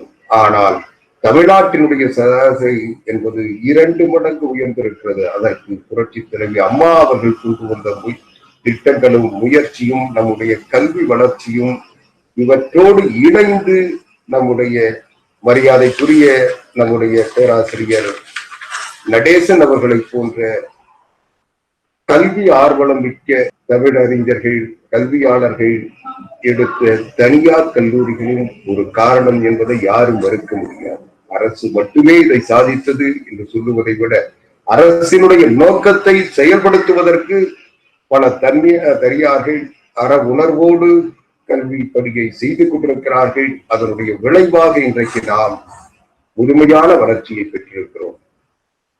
இன்றைக்கு இது ஏதோ அடுப்பூடும் பெண்களுக்கு படிப்பதற்கு என்று கேள்வி கேட்ட ஒரு சமுதாயம் இன்றைக்கு உயர்கல்வியில் 50 விழுக்காட்டை நெருங்கியிருக்கிறது என்றால் அது ஒரு சாதாரண வளர்ச்சியாக நான் பார்க்க முடியவில்லை. ஏனென்றால் அந்த அளவுக்கு பெண்கள் இன்றைக்கு தமிழ்நாட்டில் வளர்ச்சி அடைந்திருக்கிறார்கள். எனவே விழிப்பு என்பது ஒட்டுமொத்த பெண்ணினத்திற்கு தேவையில்லை. அவர்கள் முழுமையான விழிப்புணர்ச்சியோடு தான் இருக்கிறார்கள். ஒரு சிலர் வேண்டுமானால் கண்ணை திறக்க முயற்சிக்க வேண்டும். அப்படி முயற்சிப்பதை நாம் இங்கே வளர்ச்சியாக பார்க்க முடியும். ஏனென்றால் நம்முடைய பெண்கள் என்பவர்கள் நான் முதலிலே சொன்னதை போல பெண் இல்லாமல் எதுவும் இல்லை. நம்முடைய மனித வாழ்க்கையும் சரி, நம்முடைய சமுதாயம் சரி, நம்முடைய தமிழ் குடிகளும் சரி, பெண்களை மட்டுமே மையப்படுத்தி என்பதை விட பெண்கள் தான் அச்சாணியாக ஆதாரமாக இருந்திருக்கிறார்கள். மகாகவி பாரதி கூட அதை சொல்லுவார். காதலை பற்றி சொல்லுகின்ற பொழுது நான் முதலில் சொன்னதை போல அகம் புறம் என்று சொல்லுகின்ற பொழுது அகத்தை பற்றி சொல்லுகின்ற பொழுது காதலின் வடிவமாக பெண்களை பார்ப்பார். காற்றில் ஏறி விண்ணையும் சாடுவோம் காதல் பெண்கள் கடைக்கண் பார்வையிலே என்று சொல்லுகிறார்.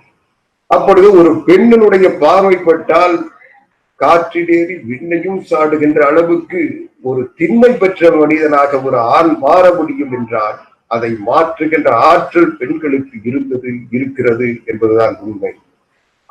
அதே பாரதி அடுத்த வரியிலே சொல்லுகிறார், அன்னமூட்டிய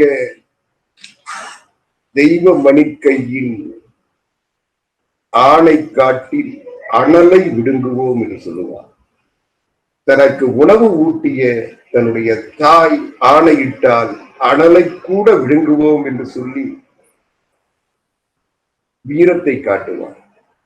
எனவே இதுதான் இன்றைக்கு பெண்களுக்கு நம்முடைய சமூகம் தமிழ் குடியில் தந்திருக்கின்ற மரியாதை, சிறப்பு. ஆண்கள் பெண்கள் என்ற நிலையில் அகம் புறம் என்று பார்க்கின்ற பொழுது இரண்டும் வெவ்வேறு என்று இல்லாமல் ஒன்று இணைந்து ஒன்றாகி இருப்பதுதான் மனிதம் என்பதை தமிழ் குடிகள் எல்லா காலங்களிலும் கடைபிடித்து வந்திருக்கிறார்கள். அப்படிப்பட்ட ஒரு சமுதாயத்தில் நாம் வாழ்ந்து கொண்டிருக்கிறோம். அதே நேரம் அதே பாரதி சொல்லுவார், பெண்களுக்கு ஒரு அறம் இருக்க வேண்டும். பெண்கள் அவர்கள் நினைத்ததையெல்லாம் நிறைவேற்றிவிட முடியாது. பெண்களுக்கென்று ஒரு அறம் இருக்க வேண்டும். அப்பொழுதுதான் நம்முடைய பண்பாடு, நம்முடைய பாரம்பரியம், நம்முடைய முன்னோர்கள் வாழ்ந்த வாழ்க்கை முறை, மரபு இவற்றை எல்லாம் வருகின்ற பொழுது பெண்களுக்கென்று ஒரு அறம் இருக்க வேண்டும்.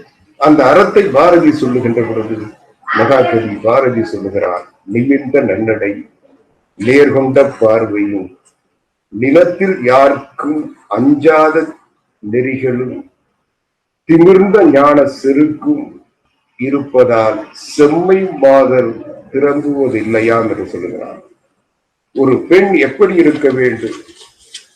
வீட்டில் அகத்தில் மென்மையாக இருக்கின்ற பெண் புறத்தில் வருகின்ற பொழுது நிமிர்ந்த நன்னடையும் நேர்கொண்ட பார்வையும் நிலத்தில் யாருக்கும் அஞ்சாத நெறிகளும் நிமிர்ந்த ஞான செருக்கும் இருப்பதால் செம்மை மாதர் திரும்புவதில்லையாம் என்று சொல்லுகின்ற பொழுது பெண் வீட்டில் மென்மையானவளாக வீட்டில் இருக்கின்ற உறவுகளை அன்புக்கு கட்டுப்பட்டவராக இருக்கின்ற அந்த தாய், மனைவி, சகோதரி என்ற நிலையில் இருக்கின்ற பெண் புறத்தில் வருகின்ற பொழுது நிமிர்ந்த நல்லடையும் நேர்கொண்ட பார்வையும் கொண்டு யாருக்கும் அஞ்சாத இன்மை மிக்கவராக இருக்க வேண்டும் என்று சொல்லுகிறார்.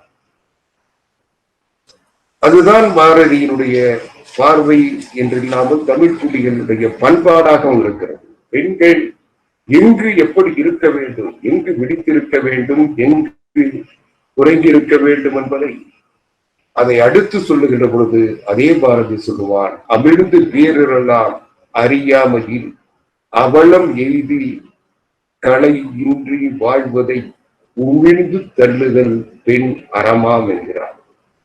பெண் அறம் எது என்று கேட்டால் அமிழ்ந்து பேரெல்லாம் அறியாமையில் அவலம் எய்தி களையின்றி வாழ்வதை உமிழ்ந்து தள்ளுதல் பெண் அறமாம் என்று சொல்லுகிறார்.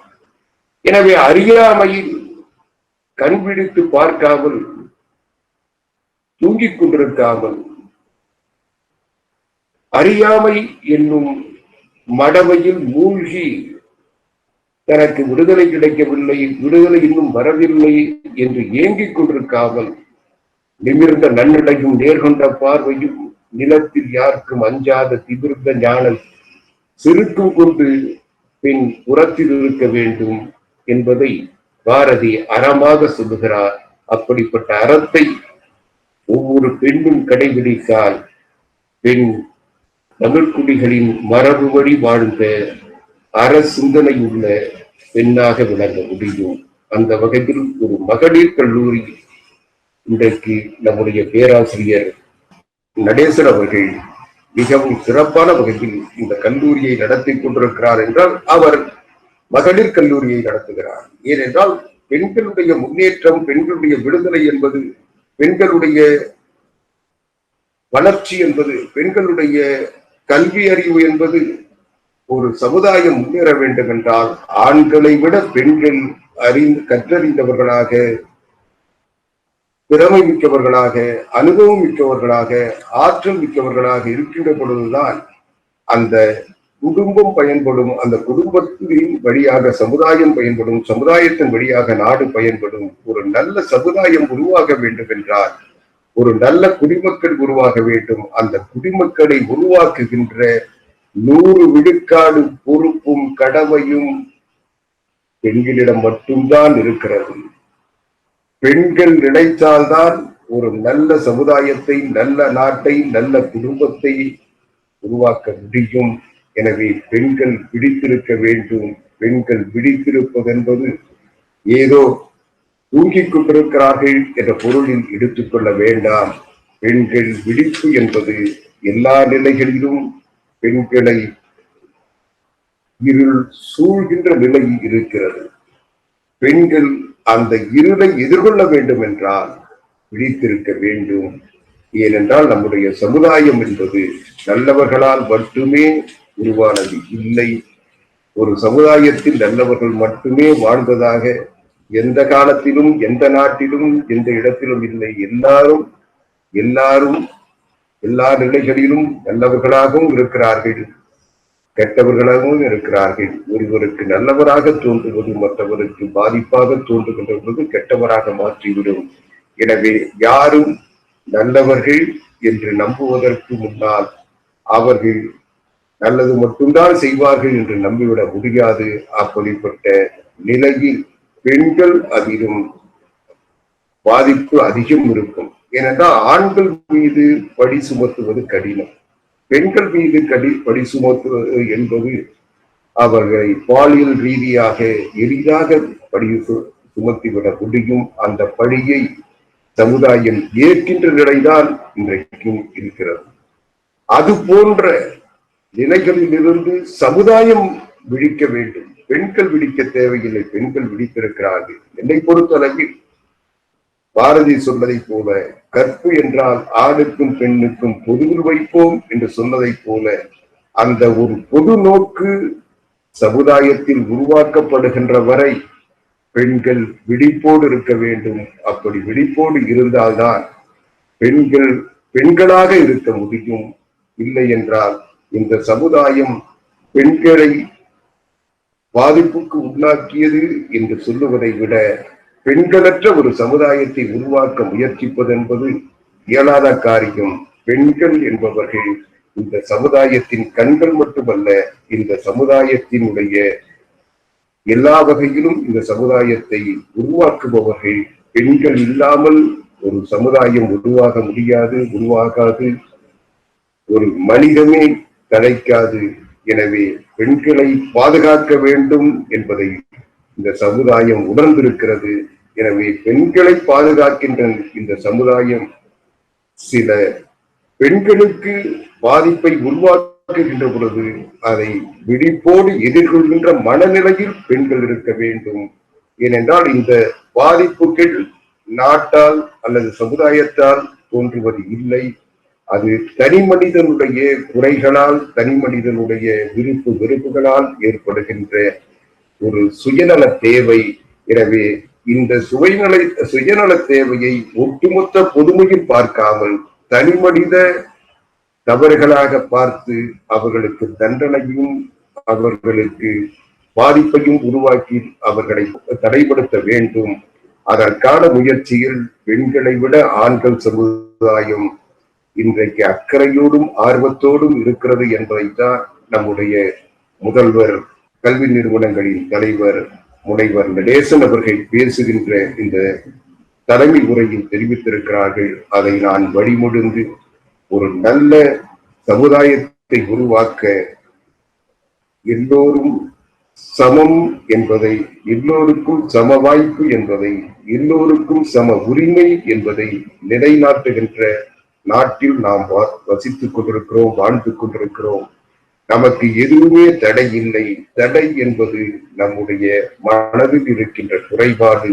அந்த குறைபாட்டிலிருந்து வெளிவந்தால் மகாகவி பாரதி சொன்னதை போல, ஏட்டையும் பெண்கள் தொடுவது தீமை என்று எண்ணி இருந்தவர் வாய்ந்து விட்டார். வீட்டுக்குள்ளே பெண்ணை பூட்டி வைப்போம் என்ற விந்தை மனிதர் தலைகவிழ்ந்தார்.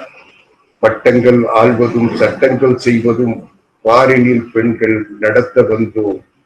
எட்டும் அறிவினில் ஆணுக்கிங்கே பெண் இலை பிள்ளை கான் என்று கும்மி அடித்து கொண்டாடலாம். நாமும் கொண்டாடுவோம். வருகை தந்த அனைவருக்கும் இந்த நிகழ்வை மிகவும் சிறப்பான வகையில் ஏற்பாடு செய்து நடத்தி தந்த நம்முடைய கல்லூரி முதல்வர், தலைவர், பேராசிரியர் முனைவர் நடேசன் அவர்களுக்கும் இந்த நிகழ்ச்சியை ஒருங்கிணைத்து மிகவும் சிறப்பான வகையில் நடத்தி சிறப்பு சேர்த்து தந்திருக்கின்ற தமிழ்துறை உதவி பேராசிரியர் திருமதி சங்கீதா அவர்களுக்கும் நன்றி தெரிவித்து, இந்த நிகழ்வின் தொடக்கத்தில் நம்முடைய கல்வி குடும்பத்தினுடைய தலைவர் பேராசிரியர் முனைவர் நடேசன் அவர்கள் ஒரு இனிப்பான செய்தியை தந்தார்கள். அனைத்திந்திய தமிழ் சங்கத்தோடு இணைந்து தன்னுடைய கல்வி குழுமத்தின் வழியாக அனைத்திந்திய தமிழ்ச்சங்கத்தின் பணிகளுக்கு உதவியாக, உறுதுணையாக இருப்போம் என்ற மகிழ்ச்சியான செய்தியை தந்தார்கள். அந்த மகிழ்ச்சியில் அவருக்கு நன்றி தெரிவித்து, அவர்களை போன்ற நல்லறிஞர்கள், ஆர்வலர்கள், கல்வியாளர்கள், உணர்வாளர்கள் இந்த சமுதாயத்தின் நலிவுகளை நீக்கி நல்வழிப்படுத்துகின்ற திறனாளர்கள் எங்களோடு இணைந்து பணியாற்றுவதை எங்களுக்கு கிடைத்த பேராக நான் கருதுகிறேன். அவர்களை மனமாற, உளமாற, நெஞ்சார வாழ்த்தி வரவேற்று வணங்கி விடைபெறுகின்றேன். நன்றி, வணக்கம். உங்களுடைய இனிமையான மென்மையான பேச்சும் கருத்தும் எங்களை எல்லாம் மெய் சிலிர்க்க வைத்து விட்டது. பெண்களுடைய பங்கு எப்படி இருக்கிறது என்பதை அவர்களுக்கு நாம் எல்லாம் என்ன செய்கிறோம் என்பதையும் தாங்கள் தெளிவாக கூறினார்கள். பொது உடைமைவாதிகள் எல்லாம் எப்படி இருக்க வேண்டும் என்று நான் அடிக்கடி பேசும்பொழுது சொல்லுவேன். வீட்டில் பூஜாவாக இருக்க வேண்டும், நாட்டில் ராஜாவாக இருக்க வேண்டும் என்று பெண்களை மதிப்பதற்கும் விழிப்படைவதற்கும் அதுபோன்று எண்ணத்தோடு பூஜா வீட்டில் ராஜா நாட்டில் என்ற அடைமொழியோடு நாம் எல்லாம் சேவை செய்கின்ற காரணத்தினாலேயே பெண்களுக்கு உரிய மரியாதையும் பெண்களை போற்றுகின்ற வகையிலும் பெண்களை தாயாக நினைக்கின்ற வகையிலும் நாம் எல்லாம் ஆண் சமுதாயம் தமிழகத்தில் குறிப்பாக தமிழ் பெண் சமுதாயத்திற்கு தொண்டாற்றுகின்றோம் என்பதை உங்களுக்கு நான் போட்டு தெரிவித்துக் கொள்கின்றேன். நன்றி ஐயா. சிறப்புரை வழங்கிய ஐயா அவர்களுக்கு நன்றி. கண் சிமிட்டும் நேரம் தான் கல்லூரி பாடம் கண்மூடும், காலம் வரை கல்லூரி நட்பு என்ற வரிகளுக்கு ஏற்ப சக தோழி 1ஆம் ஆண்டு மாணவி கு லாவண்யா அவர்களை நன்றியுரை வழங்க அன்புடன் அழைக்கின்றேன். பாராட்டி சீராட்டி தமிழ் புதல்வர்களால் வளர்த்துவிட்ட தமிழ்தாயை வணங்கி எனது நன்றி உரையினை தொடங்குகிறேன். விழாவிற்கு வந்தவர்களை தன் உரையால் வரவேற்ற சகோதரி மா சந்தியா அவர்களுக்கு நன்றியினை தெரிவித்துக் கொள்கின்றேன். நம்மால் முடியாதது யாராலும் முடியாது, யாராலும் முடியாதது நம்மால் மட்டுமே முடியும் என்ற பொன்மொழி வரிகளுக்கு ஏற்ப திகழும் எமது கல்லூரி நிறுவனத்தின் தலைவர் மற்றும் முதல்வர் முனைவர் ப நடேசன் ஐயா அவர்களுக்கு தலைமையுரையாற்றியவர்களுக்கு நன்றியினை தெரிவித்துக் கொள்கின்றேன். தமிழால் செந்தமிழை வளர்ப்பவரும் நற்றமிழ் நடம் படைத்தவரும் சிறந்த மேடை பேச்சாளராகவும் அம்மா தமிழ்ப்பிடம் என்ற அறக்கட்டளை ஏற்படுத்தி மாநிலம் முழுவதும் தமிழ் பணி செய்து வரும் தமிழ் ஆர்வலர்களுக்கு வளர்த்தி கொண்டு இருப்பவருமான அனைத்திந்திய தமிழ்ச்சங்கத்தின் நிறுவனர் தலைவர் சொல்லின் செல்வர் கலைமாமணி ஐயா ஆவடி குமார் அவர்கள் சிறந்த முறையில் சிறப்புரையாற்றியதற்கு எமது கல்லூரியின் சார்பாக நன்றியினை தெரிவித்துக் கொள்கின்றோம். வந்ததால் மகிழ்ச்சி அடைந்தோம், வாழ்த்தியதால் வளர்ந்தோம். வாழ்த்துரை வழங்கிய துணை முதல்வர் முனைவர் ரா ரதிதேவி அம்மா அவர்களுக்கும் தோல்விகளை தன்னம்பிக்கையுடன் எதிர்த்து கற்றுக்கொள்ளுங்கள், அதுதான் வெற்றிக்கான மிக முக்கியமான திறமை என்ற வரிகளுக்கு ஏற்ப அறிவியல் புல முதன்மை முனைவர் ஜே திலகவதி அம்மா அவர்களுக்கும் நன்றியினை தெரிவித்துக் கொள்கின்றோம். தேன் போன்ற இனிமையான குரலால் அவ்விழாவின் நோக்கத்தினை நோக்க உரையாடல் அறிய வைத்த எமது தமிழ்துறை உதவி பேராசிரியர் திருமதி சி யோகப்பிரியா அவர்களுக்கு நன்றியினை தெரிவித்துக் கொள்கின்றோம். முடியாது என்று சொல்வது மூட நம்பிக்கை, முடியுமா என்று கேட்பது அவநம்பிக்கை, முடியும் என்று சொல்வதே தன்னம்பிக்கை என்ற வரிகளுக்கு ஏற்ப சிறப்பு விருந்தினரை அறிமுகம் செய்த எமது தமிழ்துறை உதவி பேராசிரியர் திருமதி கு சங்கீதா அவர்களுக்கு நன்றியினை தெரிவித்துக் கொள்கின்றோம். இவ்விழாவினை தொகுத்து வழங்கிய தமிழ்துறை 2ஆம் ஆண்டு பயிலும் எமது சகோதரி மு கௌசல்யா அவர்களுக்கு நன்றியினை தெரிவித்துக் கொள்கின்றோம். மேலும் இக்கருத்தரங்கில் கலந்து கொண்ட கலைப்புல தலைவருக்கும் அனைத்து துறை தலைவர்களுக்கும் பிற கல்லூரியின் தலைவர்களுக்கும் அனைத்து துறை பேராசிரியர்களுக்கும் தமிழ் ஆர்வலர்களுக்கும் அலுவலக பணியாளர்களுக்கும் அனைத்து துணை மாணவிகளுக்கும் மனமார்ந்த நன்றியினை தெரிவித்துக் கொள்கின்றேன். நன்றியுரை ஆற்ற வாய்ப்பளித்தமைக்கு நன்றியினை தெரிவித்துக் கொள்கின்றேன். நன்றி, வணக்கம். தமிழ் நிகழ்ச்சிகளை தொடர்ந்து காண தொடர்ந்து இணைந்திருங்கள். கழக முரசு தமிழ்காட்சி ஊடகம். இதுவரை சப்ஸ்கிரைப் செய்யாதவர்கள் உடனே சப்ஸ்கிரைப் செய்து அருகில் உள்ள பெல் பட்டனை அழுத்தி தொடர்ந்து இணைந்திருங்கள். நன்றி, வணக்கம்.